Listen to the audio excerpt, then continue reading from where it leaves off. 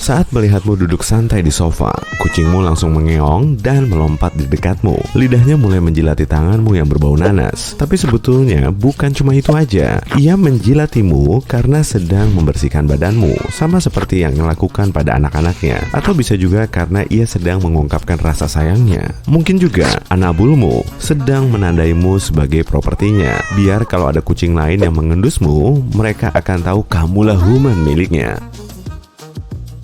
Kalau kucingmu mulai menjilati rambutmu saat kamu lagi tiduran, berarti ia sedang memandikanmu. Cara mandinya pun sama. Nah, kalau elusanmu dibalas dengan tatapan aneh, berarti kamu sudah mulai kebanyakan ngelus. Kucing juga menggigit saat kamu harus stop saat itu juga. Misalnya, saat kamu memotong kukunya. Kalau cara ini berhasil, ia akan pakai trik serupa tiap kali kukunya dipotong.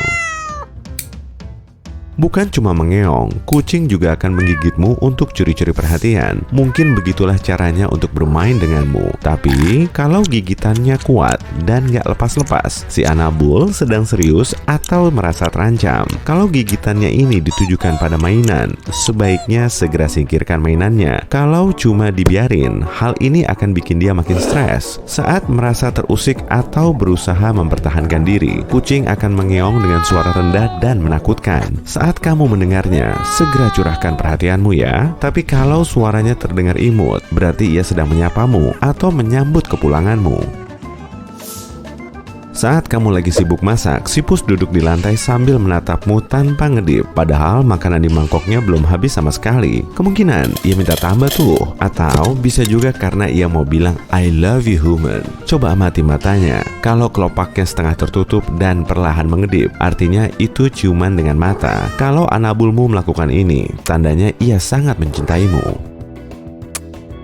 Kalau kucing mulai mengubur makanannya, kemungkinan ia enggak menyukainya dan menginginkan makanan lain. Dari sananya, kucing memang suka mencakar benda di dekatnya. Hal ini bertujuan untuk meregangkan tubuh serta melenturkan kaki dan cakarnya. Atau mungkin ia sedang mengklaim wilayah kekuasaannya dengan meninggalkan tanda dan baunya. Cakar kucing punya sejumlah lapisan. Dengan mencakar, kucing akan bisa melepas lapisan luarnya agar cakarnya tetap tajam.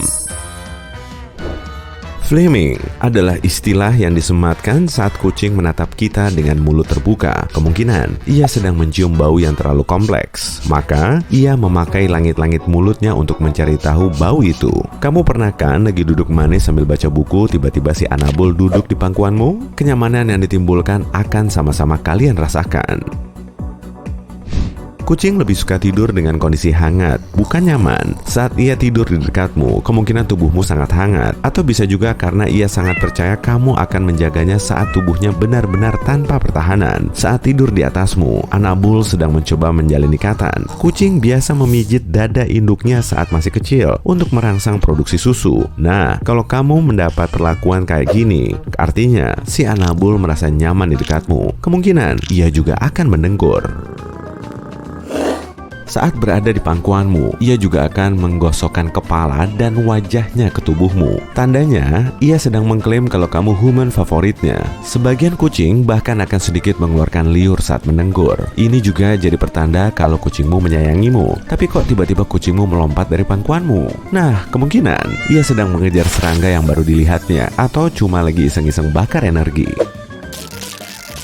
Tenang aja, kebiasaan ini memang lebih sering dilakukan oleh anak kucing, bukan kucing besar. Saat masih kecil, kucing belum banyak bergerak. Nah, daripada rebahan terus, mending olahraga dengan lompat-lompat kan? Pus, main yuk! Yah, malah dicuekin. Tapi nggak perlu terlalu baper. Kebanyakan perilaku kucing terbentuk berdasarkan insting. Di alam liar, induk kucing cuma pakai komunikasi suara saat bahaya mengintai. Kalau semuanya aman, kucing akan tetap tenang. Ia nggak berkomunikasi seperti manusia saat memperlihatkan ketakutannya atau saat menunjukkan emosi. Anjing pun begitu. Saat merasa senang, ia akan melompat-lompat kegirangan.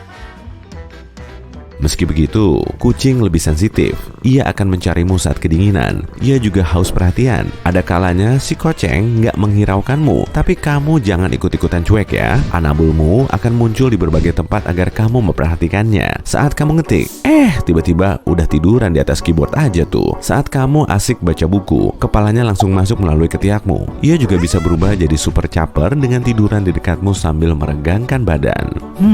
Kucingmu minta dipeluk tuh. Kalau telinganya mulai tegak, segera pergi dari situ ya. Tandanya ia sedang terusik dan merasa ketakutan. Selain itu, kucing juga bisa marah. Emosi ini ditunjukkan dengan menggertakkan gigi yang umumnya disebabkan oleh keinginannya yang nggak bisa ia dapatkan. Misalnya, saat lalat incarannya malah kabur. Kedua kucing ini saling berhadapan dengan gestur aneh. Yang di sebelah kanan, ekornya berdiri dan bergoyang-goyang. Lalu, ia menubruk kucing di sebelah kiri. Saat menampilkan gestur ini, kucing sedang fokus dan harap-harap cemas. Sama seperti nenek moyangnya ketika berburu mangsa. Tapi kalau kucing domestik berpose kayak gini, ia cuma mau bermain kok. Saat si Anabul mendekatimu dengan ekor tegak, artinya ia sedang senang. Biasanya cara jalannya nggak begini. Jadi coba tunjukkan perhatianmu ya. Kemungkinan ia senang berada di dekatmu. Kalau ekornya menggantung rendah, kemungkinan ia sedang takut. Kamu perlu bersikap lembut dan jangan sekali-sekali membuatnya kaget. Kalau kucingmu mulai menggigit sembarangan benda seperti tanaman, plastik, atau logam yang jelas-jelas nggak bisa dimakan, sebaiknya segera periksakan ke dokter. Tenang aja, biasanya kucingmu cuma penasaran aja kok. Saat kamu menaruh gelas di atas meja dapur, kucingmu langsung mendekat lalu mengawasi gelas itu lekat-lekat. Sesaat kemudian, piar! Gelasmu pecah berkeping-keping. Kucing punya insting penjelajah. Ia memakai kakinya untuk mengetes berbagai benda dan karakteristiknya. Kalau kamu sampai ketahuan lagi ngepoin gerak-geriknya, si kucing akan jadi caper. Kamu nggak akan punya privasi kalau punya kucing. Jelas lah, mau ke toilet aja, kamu dibuntuti. Mungkin bagi kucing, kamar mandi udah ibarat kayak taman bermain ya. Di situ ada tisu, handuk, keset, dan mainan lain. Plus ada kamu juga. Apalagi kalian akan ada di dalam toilet selama beberapa menit. Jadi, ia akan dapat perhatian penuhmu. Seringnya sih gitu. Nggak tahu juga sih, apa malah kamu juga ikut-ikutan mainan tisu? Ada juga kucing yang hobi rebahan di wastafel sambil minum tetesan air keran. Instingnya memberitahu, jangan sampai airnya menggenang. Di alam liar, kucing lebih suka minum air mengalir daripada air diam. Nah, kalau air keran rasanya lebih enak dan lebih segar. Kalau kamu lagi buka paket lalu membiarkan kardusnya tergeletak begitu saja, kucingmu pasti akan masuk ke situ. Ia memang suka memasukkan tubuhnya ke celah sempit agar merasa terlindungi, terutama saat tidur. Kardus juga bisa memantulkan panas tubuh, sehingga ia akan lebih nyaman rebahan di dalamnya. Ternyata perilaku ini nggak cuma dilakukan oleh kucing domestik. Kucing besar seperti singa dan cheetah juga suka memasukkan tubuhnya ke tempat sempit. Nah, sebetulnya semua kucing sama aja kok, ukurannya aja yang beda. Kungkang bisa menahan napas lebih lama daripada lumba-lumba. Ya, luar biasa tapi benar. Mereka membuat detak jantung mereka sangat lambat, sehingga mereka bisa berada di permukaan air selama 40 menit. Tidak seperti ikan, lumba-lumba dan paus adalah mamalia laut. Artinya, mereka tidak bisa bernapas di bawah air. Pernapasannya lebih mirip dengan kita daripada dengan ikan. Lumba-lumba dan paus memiliki paru-paru, dan mereka menghirup udara melalui sesuatu yang kita tahu sebagai blowhole atau lubang pernapasan. Saat berada di bawah permukaan air, mereka menahan napas sampai naik untuk menghirup udara lagi. Lumba-lumba bisa berada di bawah air selama 10 menit. Paus sperma bisa menahan napas selama 90 menit. Sementara itu, anjing laut gajah memegang rekor untuk mamalia laut. Mereka bisa berada di bawah permukaan air selama 2 jam tanpa harus naik ke permukaan. Ada tawon yang sangat kecil, jauh lebih kecil daripada namanya. Ukurannya lebih kecil daripada ameba. Meskipun ameba hanya terdiri dari 1 sel, kamu bisa melihat tawon ini memiliki bagian tubuh yang sama seperti serangga lain. Sayap, otak, mata, dan yang lainnya. Tapi ini versi sangat mini dari serangga, karena panjangnya hanya 0,2 mm. Dan serangga dewasa paling kecil yang kita tahu adalah tawon parasit dengan nama besar, juga dikenal sebagai lalat peri. Pejantan mereka tidak punya sayap, mereka buta dan panjangnya hanya 0,13 mm. Warna dan pola berbeda pada masing-masing hewan ternyata memiliki fungsi. Salah satunya adalah untuk membantu mereka menarik perhatian calon pasangan kawin mereka, atau memberikan peringatan kepada predator bahwa mereka beracun. Dan semoga pesannya tersampaikan dengan baik. Lalu ada predator penyergap seperti harimau. Mereka tidak boleh terlihat karena perbedaannya besar. Jika dilihat mangsa sebelum menyergap, mereka tidak akan makan malam itu. Tapi kenapa warna harimau jingga? Bagi kita, jingga adalah warna yang digunakan untuk sesuatu yang mencolok. Misalnya, barang seperti baju pelampung atau kerucut lalu lintas. Bagi mata manusia, jingga seringkali menonjol di lingkungan sekitar. Jadi, jika ada harimau yang mendatangimu, kamu akan mudah melihatnya. Tapi manusia punya penglihatan warna trikromasi. Saat cahaya dari lingkungan sekitar masuk mata, cahaya itu diterima retina, lapisan tipis yang berada di belakang. Untuk memproses cahaya itu, retina menggunakan dua jenis reseptor cahaya, batang dan kerucut. Batang bisa membedakan terang dan gelap, tapi tidak bisa mendeteksi warna. Mata kita mengandalkan sel batang pada cahaya redup. Sel kerucut bertugas untuk penerimaan warna. Manusia kebanyakan memiliki 3 jenis, kerucut untuk hijau, biru, dan merah. Itu sebabnya kita menyebutnya trikromasi. Kebanyakan manusia melihat 3 warna primer bersama kombinasi warna mereka. Kera dan beberapa monyet juga memiliki penglihatan seperti itu. Tapi kebanyakan hewan darat termasuk kucing, kuda, rusa, dan anjing memiliki penglihatan warna dikromasi. Retina di mata mereka memiliki sel batang untuk 2 warna saja, hijau dan biru. Saat manusia mendapat informasi dari kerucut hijau dan biru saja, mereka dianggap buta warna karena tidak bisa mengetahui perbedaan antara warna hijau dan merah.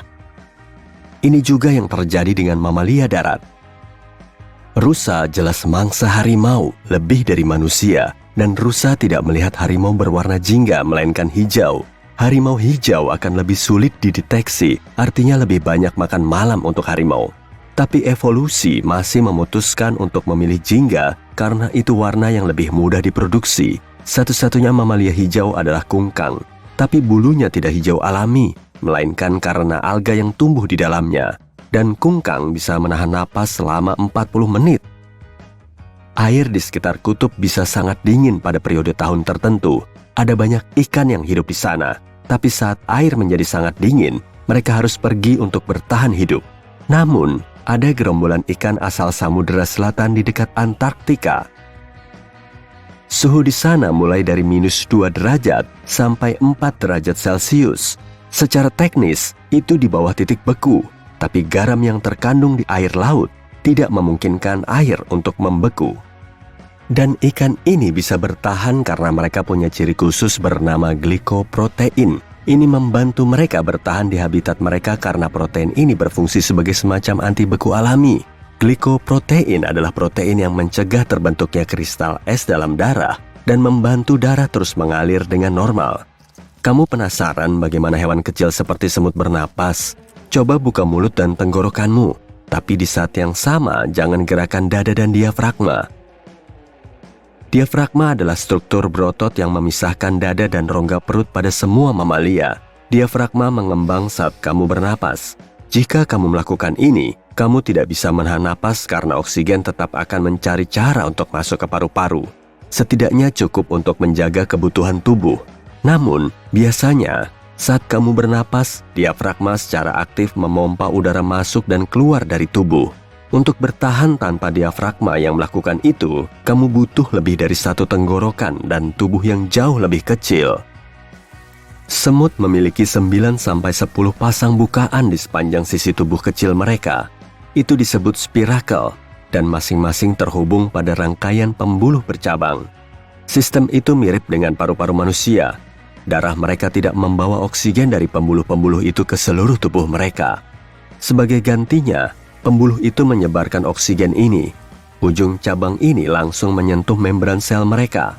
Ini hanya bisa berfungsi pada hewan-hewan yang sangat kecil. Saat tubuh lebih besar 2 cm, pembuluh ini menjadi terlalu panjang sehingga tidak bisa menyebarkan udara dengan cukup cepat. Ada beberapa alasan kenapa jerapah memiliki leher panjang. Omong-omong, panjang lehernya bisa mencapai 2 meter. Sekilas sepertinya evolusi memberi mereka leher panjang agar bisa mencapai daun termanis di atas pohon. Itu akses eksklusif yang tidak didapat hewan lain. Jadi jerapah tidak perlu bersaing untuk dapat makanan terbaik. Tapi seiring waktu, para peneliti sadar bukan hanya itu alasannya. Mereka juga berpikir leher bisa menjadi faktor bagus saat jerapah jantan bertarung. Sama seperti antelop dan rusa menggunakan tanduk mereka. Semakin tebal lehernya, semakin besar peluang untuk menang. Beberapa serangga pura-pura mati saat ada predator. Misalnya, dalam satu penelitian, ilmuwan mengamati larva undur-undur. Ia pura-pura mati selama 61 menit. Bagaimana itu bisa membantu? Begini, misalnya kamu sedang di kebun saat kamu melihat banyak petak serupa dengan buah lembut. Kamu pergi ke tempat pertama, lalu mulai mengumpulkan dan makan buah itu.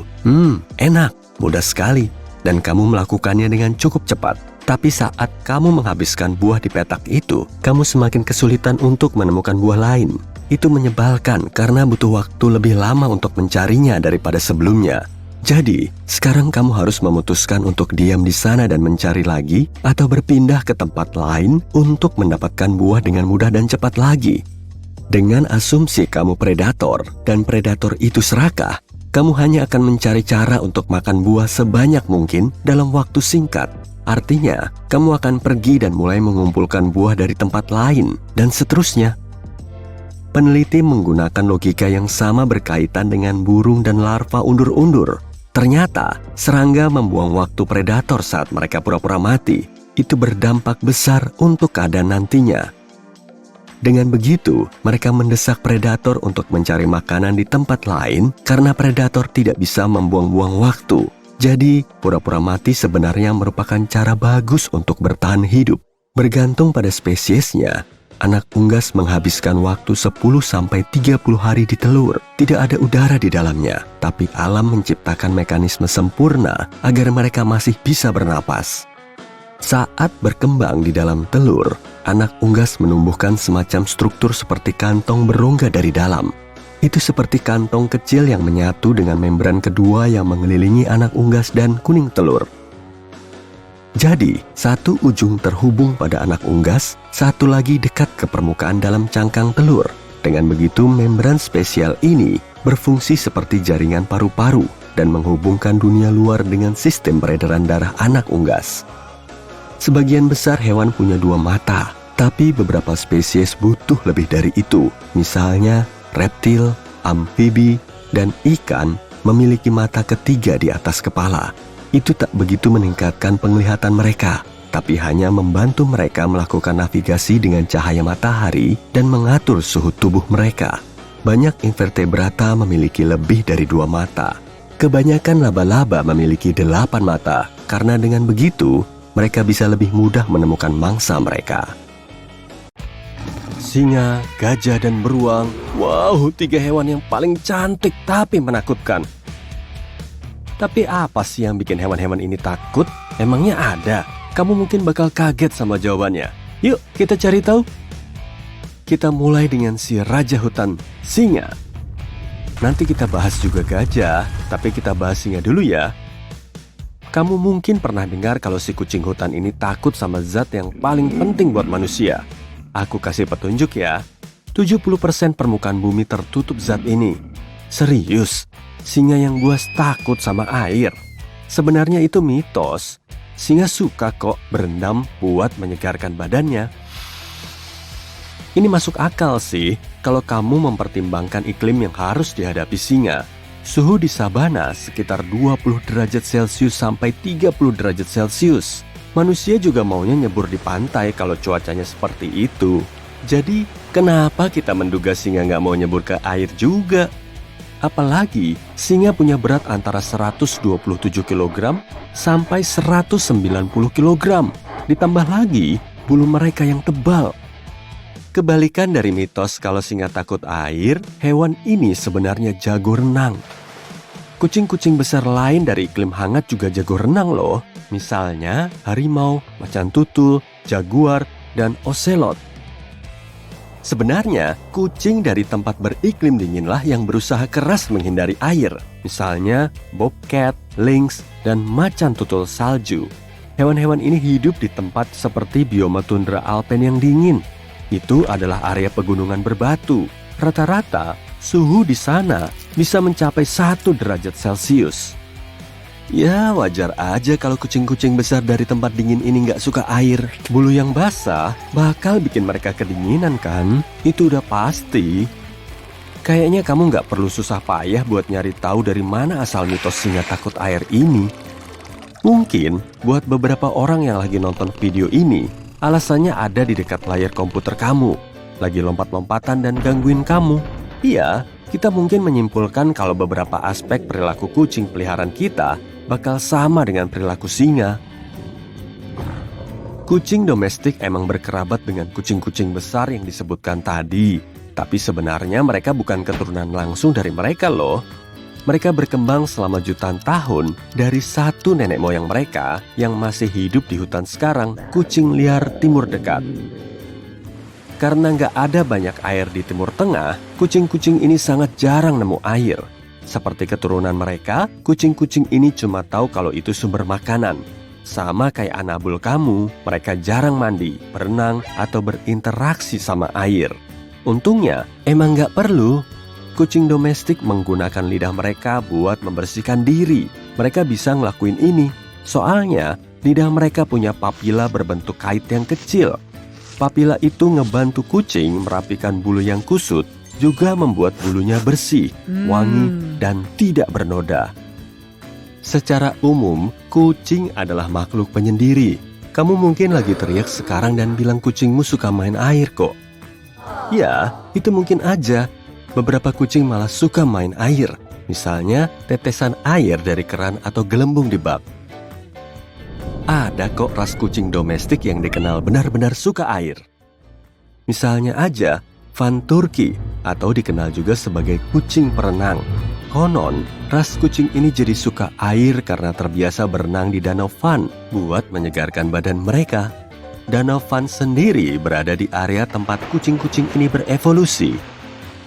Lanjut yuk ke masalah yang nggak dialamin sama kucing. Kamu pernah dengar musofobia atau surifobia? Keduanya adalah sebutan untuk rasa takut terhadap tikus.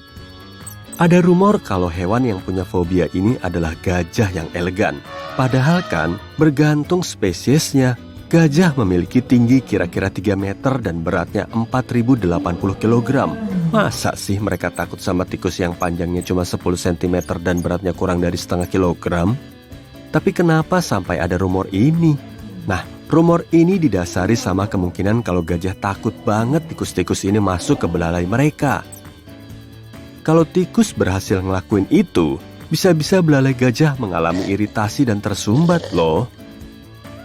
Jangan kecewa ya, tapi gajah ternyata nggak takut sama tikus tuh. Itu cuma mitos. Peneliti bilang nggak ada bukti kuat yang menunjukkan kalau gajah takut sama tikus. Paling-paling gajah cuma kaget sama hewan penggerak kecil yang suka muncul tiba-tiba itu. Sama kok kayak kita. Para ahli juga bilang, meskipun tikus berhasil masuk ke belalai gajah, hewan besar ini tinggal ngeluarin tikus itu dengan embusan napas. Ada juga beberapa bukti kalau seringkali hewan ini cuek sama tikus. Dan bahkan nggak peduli jika ada tikus yang memanjat ke kepala dan belalai mereka. Peneliti yakin hewan besar itu nggak takut sama hewan apapun cuma karena ukurannya kalau mereka sehat. Jadi, singa sebenarnya nggak takut air. Gajah nggak takut tikus. Terus, apa ada rumor ketakutan hewan yang bukan mitos? Kita mungkin bakal merasa kecewa kalau bertanya apa beruang takut sama sesuatu, iya kan? Para penonton, beri tepuk tangan yang meriah untuk sahabat manusia. Benar, beruang merasa nggak nyaman setiap kali berpapasan sama anjing, meskipun mereka punya hubungan gen yang sangat jauh. Waktu dua makhluk ini bertemu, anjing punya kemampuan buat mengejar, mengintimidasi, menyudutkan, atau menghasut beruang. Nah, si beruang yang perkasa malah bakal nyoba buat menghindari pertarungan sama anjing. Bahkan, ada jenis ras anjing Finlandia yang bernama anjing beruang Karelia. Spesies anjing ini digunakan khusus buat ngusir hewan-hewan besar. Kayak beruang, anjing ini sangat peka sama arah. Punya kelenturan dan kendali tubuh yang baik, keberanian, indera penciuman luar biasa, dan kegigihan. Berarti kalau gitu, kamu bisa dong ngajak anjing kamu ke tempat yang dilewatin beruang. Kamu nggak perlu takut dan santai aja, soalnya kamu ditemani anjing setia kamu kan? Eits, nggak juga sih. Meskipun beruang nggak nyaman di dekat anjing, jangan lupa ukuran dan kekuatan mereka. Beruang hitam Amerika bisa mencapai tinggi 2 meter dan berat 300 kg. Kalau induk beruang tersudut dan merasa anak-anaknya dalam bahaya, dia sangat mungkin bakal mengamuk. Artinya, kamu atau anjing kamu bisa kena masalah besar. Jadi, jangan coba-coba mempraktikkan teori ini ya. Kalau kamu emang mau pergi ke area asing sama anjing kamu, rencanakan dulu dan biasakan diri kamu sama kehidupan liar yang mungkin kalian hadapi di sana. Soalnya, kita nggak bisa nebak reaksi beruang waktu ngelihat kamu dan anjing kamu. Terutama karena mereka mengidap kinofobia ringan atau takut sama anjing. Seenggaknya, kita bisa nemu satu ketakutan yang bukan mitos dari 3 hewan tangguh ini. Anjing emang aneh. Hewan ini ngasih kita kebahagiaan dan kenyamanan di rumah kita, tapi cukup berani buat nantangin beruang kalau perlu. Emang benar, makhluk biasa juga bisa jadi pahlawan kok. Kalau gitu, yuk kita bahas apa yang bikin takut pendamping setia kita ini. Kamu penasaran nggak kenapa anjing nggak nyaman waktu mendengar suara menggelegar? Masing-masing anjing punya tingkat ketakutan berbeda sama suara bising. Tapi anjing merasa gelisah karena guntur dan kilat yang enggak terduga atau letupan nyaring pertunjukan kembang api.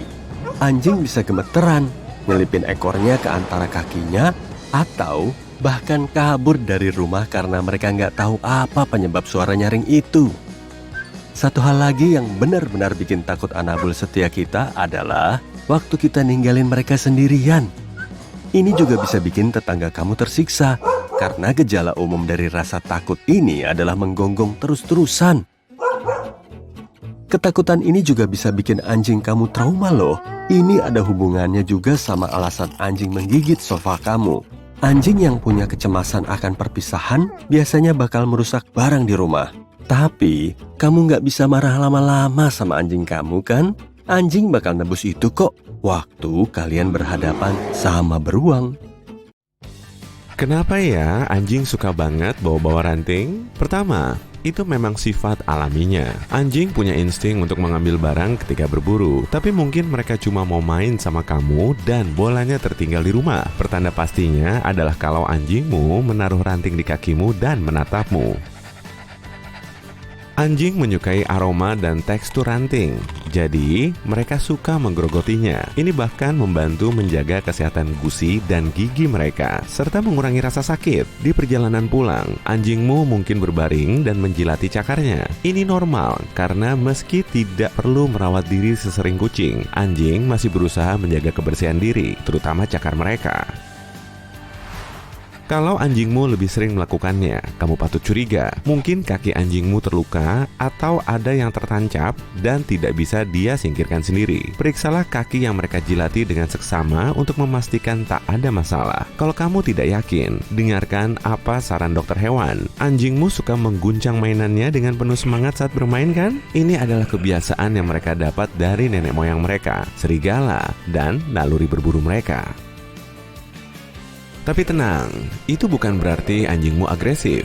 Dia cuma lagi asyik. Seperti kucing, anjing juga mengalami zoomies, yaitu ledakan energi yang membuat mereka berlari gila-gilaan di sekitar rumah. Tapi anjing agak beda sih. Mereka juga melakukannya saat bahagia. Banyak anjing tidak suka dimandikan karena membuatnya merasa gugup dan cemas. Begitu selesai, beberapa anjing pasti langsung kabur secepat kilat. Mereka melakukannya untuk membuang air dan membakar energi dari kecemasan yang terpendam.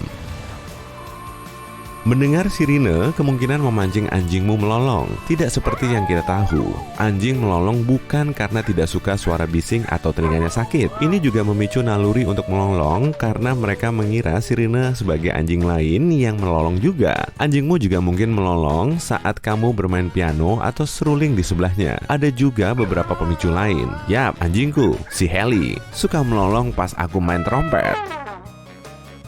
Sebagian anjing punya naluri makan rumput. Mungkin anjing memang suka rasanya, tapi kemungkinan besar mereka memakannya untuk membantu membersihkan objek asing seperti parasit dari tubuh mereka. Ini ampuh karena rumput kaya serat, tapi kamu harus mencegahnya karena rumput dapat menyebabkan masalah pencernaan.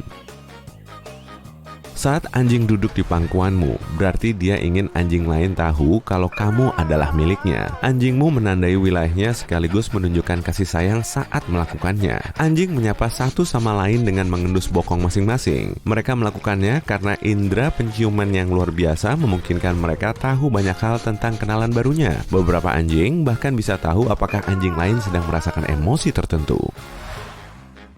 Menguap punya arti yang sama baik pada anjing ataupun manusia, yaitu mengantuk. Tapi ada arti lainnya juga. Jika seekor anjing menguap saat kamu mencoba melatihnya, mungkin dia merasa frustasi. Menguap lebar adalah cara mereka mengistirahatkan mental sejenak. Bisa jadi mereka bosan dengan kegiatan saat ini dan ingin berhenti.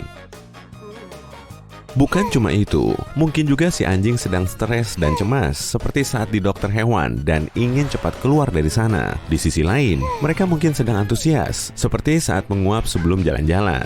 Siapa sih yang gak suka jalan-jalan? Berguling dan meminta perutnya diusap sering dilakukan banyak anjing. Selain memang terasa enak, posisi ini juga adalah pertanda bahwa anjingmu mempercayaimu.